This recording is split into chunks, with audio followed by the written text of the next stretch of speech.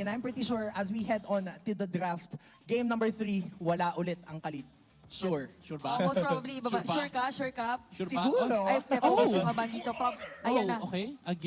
Again, Matilda Phobius ang Not ban. unless i-open nila Wolf. Nila Coach Wolf. Hindi, Khalid yan. Yung Phobius din yung pinansin eh, no? Hindi din. Interesting. So, Okay. eto na, dito natin Khalid, malalaman Khalid. kung Khalid ba or not. Or if kung ma-open ba si Khalid, kukuhanin. Pero I doubt na pasok. Ayan Diba? na. Thanks. Okay, Edith first pick, maybe? Either Edith or... Hayabusa. Nolan Julian for Hayabusa. TNC. Kahit mamaya na, third pick. Edith Harris ang open dito. Edith Harris, Val. I think Edith Harris yung Basta mga Edith pinaka... isa. Basta Edith isa. Oh, kasi kanina hindi na siya ano eh. Pero yeah, not unless mag-i-edit Hylos. Pag ito TNC, nag-show. ginamit nila kanina game number 1, right? Kasi Cho. Tingin ko Edith Cho, no? ang hirap nung Cho, hindi na ma-maximize ng TNC Pro Team yung capability ng Cho. Yung biglaan din, oo. no? So, feeling ko Edith, tapos mid or Oh, gold. kasi at least pag edit, parang ginagawa ng escalera. Di ba nakikita? Ayan na siya. Edith? Thank you. Harris? Di ba nag-ano siya, nag-free din siya? Harith, yes. Or maybe Julian, para at least pag kinuha ng TLPH yung Harit, meron silang... Ay, sorry, Nolan. Para pag kinuha ng TLPH yung Harit, meron silang Lunox. Hope will find a way, even when all Valentina. is forlorn. Vexana. Vexana. So parang ano siya, same pattern with the game number 1. Cho Luyi, nakuha na naman yung Luyi. Ang maganda rito, hindi mo alam kung Cho XPN or Cho Rome. Yup. Okay. Well, pwede lang kunin ng TNC dito yung Harith if they want. And then potentially Nolan Julian ng... Baban. well, actually Nolan lang yung second phase. Pag binan naman ng TLPH yung Nolan, may funny pa rin naman sa SDCYZ. Oh, madami pa siyang Funny. options sa ano, sa Assassin. Pero feeling ko, mas Eh, parang... Ginaya niya na yung smart Oh, gameplay kamay. pose. Nauna na siya. Boss, wait mo mamaya yan, boss. Mamaya Wait mo pa mamaya. yun. Kuha yung kamay, boss. Pero maganda po pa rin. Okay, Julian. And sila yung nagban ng Harith. Ano yan? Bakit natutulog si Eds dyan? Okay. Harith. Binan yung Harith. Anong gusto nilang kuhanin na marksman kung ganun? Pag ito nag-alis... Basically yan, Claude Pwede or mag, Kali. sa totoo lang pwede mag-alis tong TLPH. Imposible na maglunox dito yung TNC. Puro magic Uy, sila. pero ang ganda nung ano, Alice tas Luyi. Oo. Grabe, wag Oy! Alice Gold. Ang ganda ng Alice Gold. Yes. Alice Gold, no? Fresh from Indonesia. Siya Doon galing din. yun eh. Happy birthday, Bok TZ! Oh, yan. Happy birthday to you. Ang dami mga may birthday. Kaya Happy nga eh. birthday. Sana meron pa Shanghai. Ano? Meron pa Shanghai. Shanghai, Bigyan mo daw ng siya kay Ate Shans, bibigyan kanya ng 2,000 Diamonds. Ayan, binan nila yung 1-1. So, more on Alice. physical na dito. Alice yung TLPH. Nararamdaman mo? Nararamdaman ko. Claude or Cariban, feeling ko. Pag binan yung carry yan, sure Alice yan. Tingnan natin. Pero Pinag-uusap may na Bea rin. pa. is to protect Okay, lives. nag-highlos ban sila kasi baka kanina hindi. yun yung kinuha ng TNC. Baka hindi. Nag-i-enjoy yung Alice dyan pag highlos. So, teka, parang kulang sa crowd control slide yung pang-front, yung TNC, para maging madali yung buhay nung Vexana since merong Hayabusa. Yeah. Pwede lang kunin yung Ruby for TNC. Ruby ni Kuzen, Gold Lane. It's good against these three. There you go. Ayan na nga. Alice! Arlot? Alice? Alice. Alice? Alice. Hindi, lalaki. Doon inano, binasa sa voice.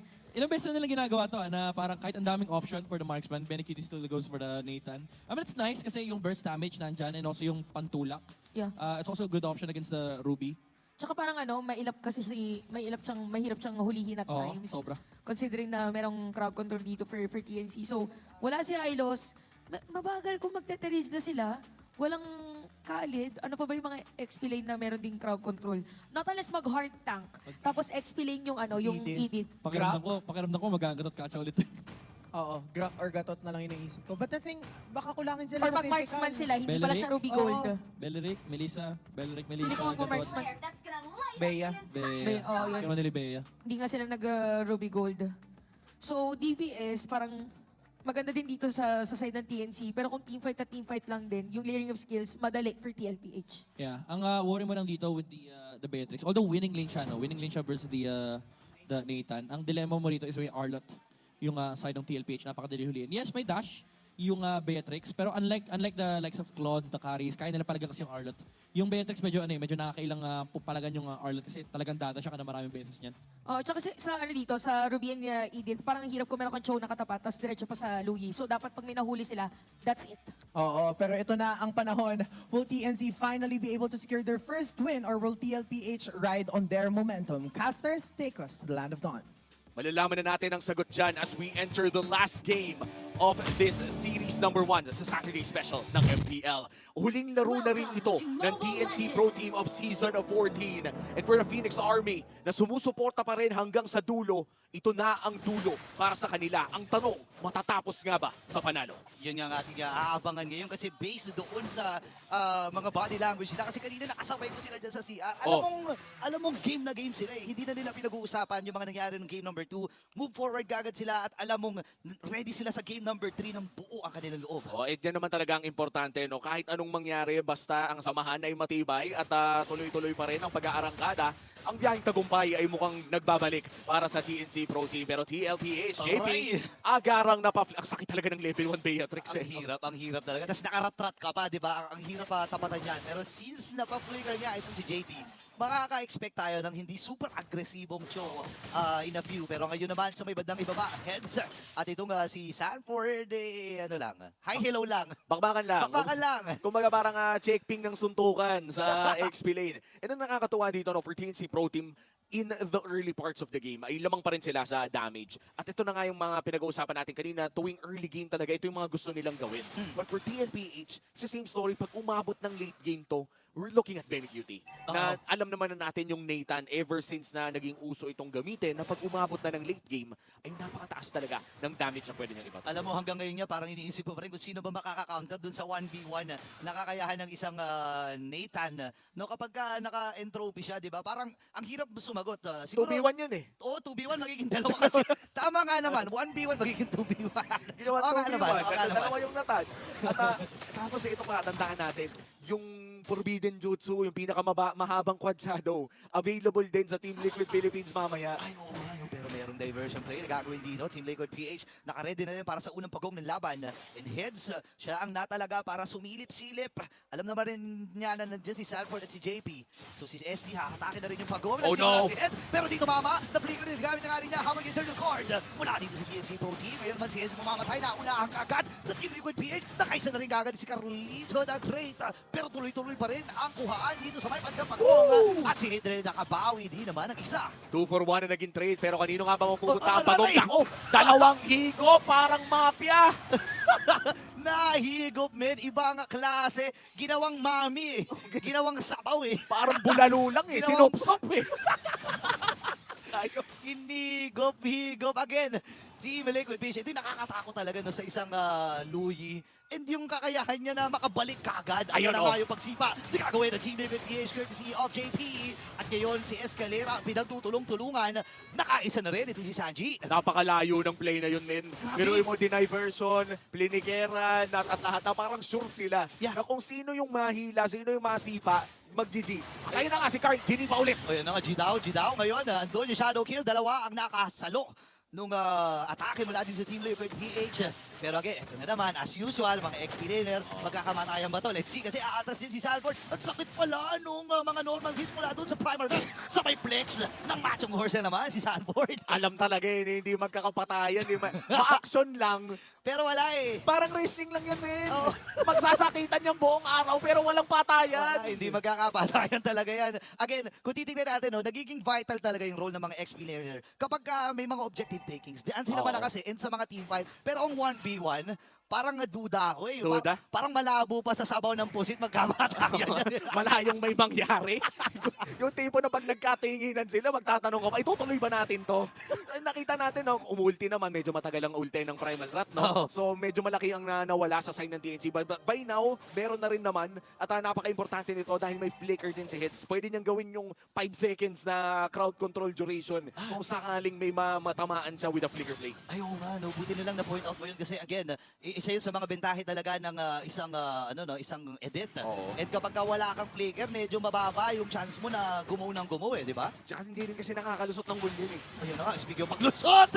Hindi nakapindot ng attack button, men. Hey, threat ay natunaw kagad. Pero may diversion play na gagawin ng Team Liquid PH. Nakabang si Sanji at si Sanford doon sa may bandang ibabaw. Pero nagamit na ni Sanford yung kanyang final slash. So may idea din ng TNC na kulang Oh, JB! dito ng Team Liquid PH. Pero nandun pala yung sipa. At naman agad si Escalera sa pagkakataon dito habang si Head Saman ay pumufront Ayun! ng dispersion rotation. And this time si Sanford talagang ginagawang Lancelot yung kanyang Arlot. Parehas namang may lot doon. Pero ang Team Liquid PH tutuloy na kagad itong ikalawang bagong. Ang ganda ng entrance ng Team Liquid doon. Parang lahat ng mga pwedeng pasukan ay napasukan na. Ito Ay, papapasukong ay, pa si Kusin. Sanford! Oh, yung natapang talaga ni Sanford dito. Kaya lang, ayun yung hangganan ng tapang. Pero sabi ni Sanji, parang kaya ata eh. Parang kaya pa ata kumuha ng isa. Naku, nandun na sa likod, Sanji. Ito na yung combo! Oh my gosh, grabe yung bilis ng aksyon ng Team Liquid PH. Habang si Head, alam niya rin nandito si Sanji. Nakikipagpatintero lang si Sanji dito sa may pader. Kinawang palarong Pinoy, men. alam niya kasi na hindi naman tumatago sa pader yung ano eh. Hindi tumatagos sa pader yun. Yung mauuntog yung, Yung init. onwards eh. Kapag umonward yan sa pader, Di ba? untog ang habot niyan. Diba? At ang nakakatuwa dito no, for Team Liquid Philippines, parang tuwing up yung diversion, may ganap. Sulit na sulit, para kang nakasubscribe sa mga pang-teleport na app. Oh, di ba ibang klase talaga ang Team Liquid PH. At saka ang dami mong pwedeng i-expect. Again, na-highlight mo na kanina na pwede nilang gamitin yung quad shadow diversion. Hindi ko alam kung gagana yung sa entropy Hindi natin alam. Hindi Pero natin sure. pwede kaya yun? Sana makita natin. Sana. Baka naman, Team Liquid PH, baka naman pakita nyo sa amin kung kaya yun. Hindi napuputol yung entropy, pero si JP hindi mapuputol ang kanyang paninipa. Okay, ngayon hindi naging matagumpay yung plano niya doon. Siya pa ang nahatak habang shadow kill naman mula dito kay Carl TZ sabay iskapo din. Bigla, STCYC na din yung kanyang mga combo. Pero hindi aabot yun. 5.5k gold lead para sa Team Liquid PH. Medyo nag-overheat ng Team Liquid Philippines doon, pero lamang pa rin naman sila ng 5,000. At least may reminder, soft reminder lang, na napakatakas ng crowd control na meron ng TNC Pro Team, na walang downtime yan. Kapag may nahilang isa, tuloy-tuloy na. It's Kusil na gamit dito. Escalera, naghahanap sila pero entropy Ayan na. naman. Ang mag-iisawa dito ni Very Cutie at nandun. Carl. Yung continuous crowd control pero hindi magagamit ng TNC Pro Team kasi nga naman may bitin pa sa kits. Nagamit na rin yung flicker ni Heads. At ngayon ay aatras muna ang Phoenix Army. parang naiwan doon sa Escalera. Sanji with another diversion play. Oh, Punta no. naman doon sa may bot lane. May pinadala lang na isa. JP, ay dalawa pala silang nandoon. Pinagtulong-tulungan si STCYC. Oh my gosh, napakabilis ng burst mula sa Team Liquid. Nagpakilala na yung Sansan Duo sa baba. Yeah. Yung magkapatid ay pumunta sa bot lane para magpakilala kay SD. At dahil nga wala ang kanilang jungler, nawala yung side lane pressure na meron dito ang TNC Pro Team. Grupo-grupo muna, 4v5 ang senaryo at napakatapang na ni JP gumawa ng play. Grabe yung pagpapakilala na dito. Alam ko may ilan pa rin sa inyo nalilito doon sa Sansan kung sino ba si Sanji at si Sanford. Wala, pinagsama na natin doon sa may bottom lane eh. At kahit sino naman ang banggitin mo, Pares malakas. pares malakas. Iba lang ang lane pero parehas din ang gusto. At bali-balita ko, no, yung connection talaga na yan ay talagang tested na by time. Mula M4 pa hanggat ngayon na nandito na tayo sa season 14 of MPL. Nakita ko nga yung isang post ni Mami Chill kasi nag-birthday si Sanji, di ba? Oo. Ibang-iba yung mga player picture. Parang lumaki na, parang nag-puberty na sa loob ng organisasyon nila. Oo, parang when puberty hits you. Ganun eh, may mga ganun trend eh. Wait lang yung trend ata ng Team Liquid PH. Tuloy pa nila, si JB naghahanap ng sisipain. Sige na, ikaw na kagad natin Ayun, si SCCYC at hindi nakatakas doon. Mula sa kamay ni Very Cutie. Ngayon, hindi rin tumama yung vengeance from Sanford. At kailangan muna nilang kumontrol ng lane. Si JP ready pa rin. Tinan mo naman may mga G-Kundo bang inaamba. Ito yung amba na alam mong may balak eh.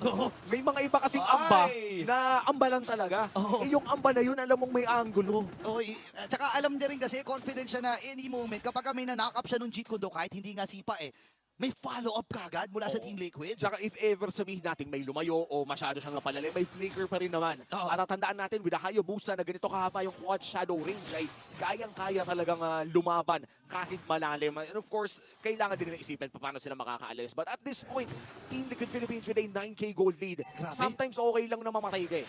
Okay lang na may isang mamatay, alay na yon, tapos mamamatay yung apat ng kabila. Oo. Kasi yung 10k gold lead, hindi na biro yan eh. Yeah, sobrang hirap talaga habulin niya, no? Again, hindi ko naman sinasabing imposible kasi may mga teams talaga na nakakabalik from 10k, Oo. from 12k. Ilang beses na natin nakita, lalo na sa MPL Philippines kasi nothing is impossible dito sa MPL PH, eh, di ba? Oo, parang minsan nga yung mga miracle set pa yung mga nagiging highlight. Oo. O yung mga teams na napakalakas mag-buy time na umaabot na ng mga 20 minutos ang laro. At yung 10k gold lead ay hindi na nagmamatter. At Ngayon na nabanggit na natin yun, Burrito, no? Yun na lang ang natitirang mga options ng TNC Pro Team. Either patagalin yung laro o isang miracle set na napakaganda within the team fight para mawala ang naratibo na wala silang mapapanalong match in this regular season. Napaka-importante na ito para sa TNC. Nahuli Grabe, agad! nahuli ka agad ng final slash. Naku po, delikado ata ang TNC Pro Team. Nawapli ka na rin ito si Adrian habang shadow out din. May sipa mula kay JP. Lista mo na daw para sa kanya pero namatay din. Itong si Heads.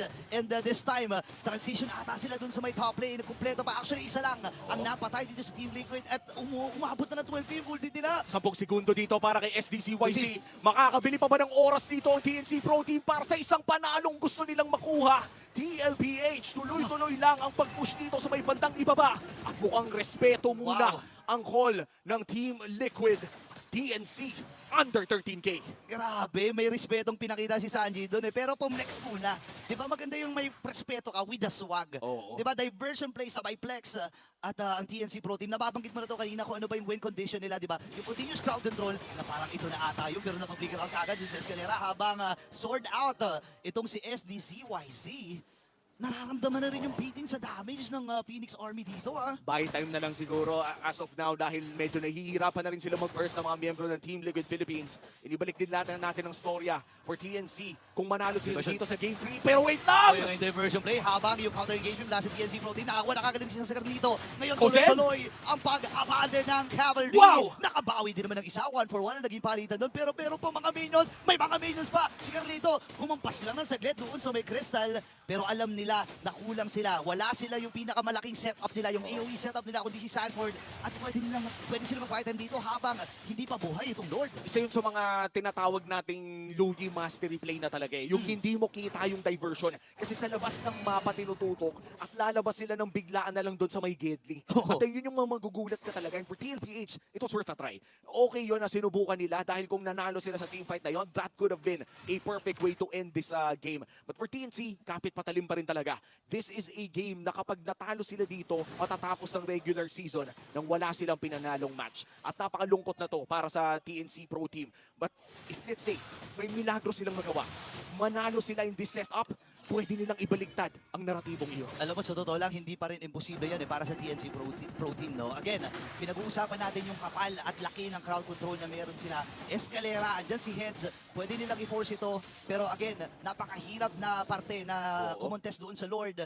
Pero kasi yung counter engagement yung kanina nakita na natin parang patikim na yun ng TNC na hindi nyo kami pwedeng i-dive basta-basta. Oo, isang magandang team fight lang talaga o siguro dalawa o tatlo pa dahil napakalaki talaga ng gold lead na ginawa dito ng Team Liquid Philippines. Oo. And Sanji has been playing out of his mind.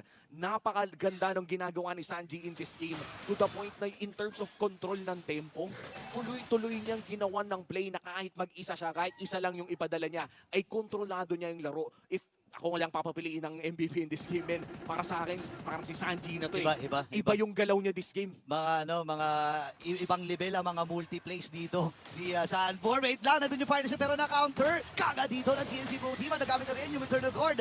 Base pa dito ang CNC Pro Team, hindi ata nila kaya pero kakayanin ng TNC na dumipensa. Ngayong kalahati yung buhay ng Chris, nandun yung Shadow King mula sa Kikikol TC. At ang TNC, bumibitaw ba? Hindi, napasipa na itong si JP. At ang Team Liquid PH ang magwawagi. Another point secured para sa Cavalry. Team Liquid Philippines takes the victory 2-1 against TNC Pro Team. Grabe ang